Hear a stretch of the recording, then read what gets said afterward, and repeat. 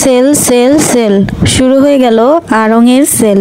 আড়ং-এর sell শুরু হয়ে গিয়েছে, আর আমি কি ঘরে বসে থাকার লোক নাকি? যেই শুনেছি যে আড়ং-এর সেল শুরু হয়েছে, আমি তো দৌড়ে একদম এসে পড়েছি আমার ননদের বাসায়। অন্য কোনো কিছুর সেল হলে আমার এত আগ্রহ থাকতো না, কিন্তু আড়ং-এর সেলটা একটু স্পেশাল হয়, সেই জন্য আমার এত আগ্রহ নিয়ে ননদের বাসায় চলে আসলাম। আমার এতই আগ্রহ যে আমার ননদকে একদম পাগল করে নিয়েছি যে কবে যাব। তো যেদিন আসছি তারপর দিনই বের হয়ে গেলাম, ননদ ভাইয়ের বউ একসাথে। আমার থেকে আমার ননদের বেশি এক্সাইটমেন্ট ছিল। সে প্রতি বছর এই সময়টার জন্য অপেক্ষা করে এবং সেলের জন্য আলাদা করে একটা বাজেট রাখে। সে তো রীতিমতো দুলাভাইকে বলেই দিয়েছে যে আমার জন্য প্রতি বছর আলাদা একটা বাজেট রাখতে হবে। যাই হোক, আমরা রিক্সায় উঠে গেলাম আড়ং-এর উদ্দেশ্যে। রিক্সায় ঘুরতে কার কার পছন্দ? আমার তো অনেক বেশি পছন্দ। আমি রিক্সায় উঠলে মনে হয় যে আমি অন্য একটা জগতে হারিয়ে গিয়েছি, এরকম।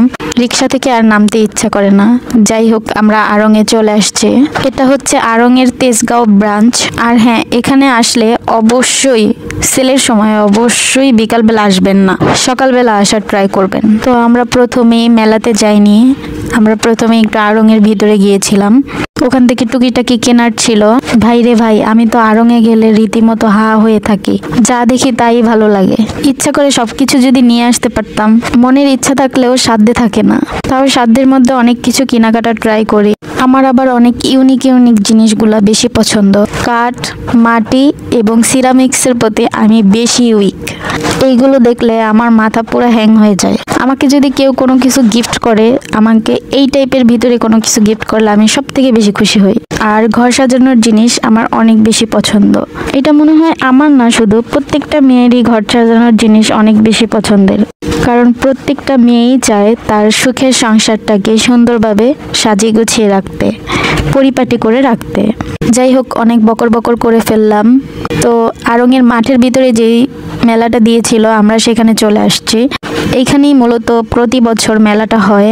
আড়ং-এর অন্য কোনো ব্রাঞ্চে এই মেলাটা হয় না, এই মেলাটা তেজগাঁওয়ের এইখানেই হয়। দেখেন কত সুন্দর সুন্দর 1 পিস, 2 পিস এবং 3 পিসের কালেকশন আছে।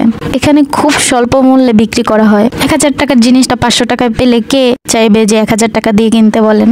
তো ওই দিন মূলত আমরা সিরামিক্স এবং মাটির জিনিস উদ্দেশ্য করেই গিয়েছিলাম। তো যেই উদ্দেশ্য সেই কাজ, আমরা মাটির অনেক কিছু কেনাকাটা করেছি।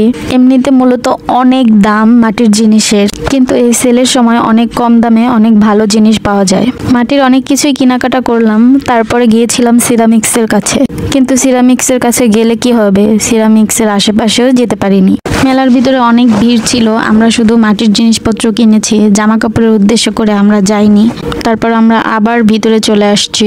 দুলাভাইয়ের জন্য একটা পছন্দ করে নি, সেই জন্য আর আমরা কিনি। তারপর আমরা নিচে চলে গিয়েছিলাম এবং নিচ থেকে অনেক কিছু কেনাকাটা করেছিলাম। কি কেনাকাটা করেছিলাম এটা আমি আরেকটা পার্টে দিব, ভিডিও বড় হয়ে গিয়েছিল সেই জন্য দিতে পারিনি।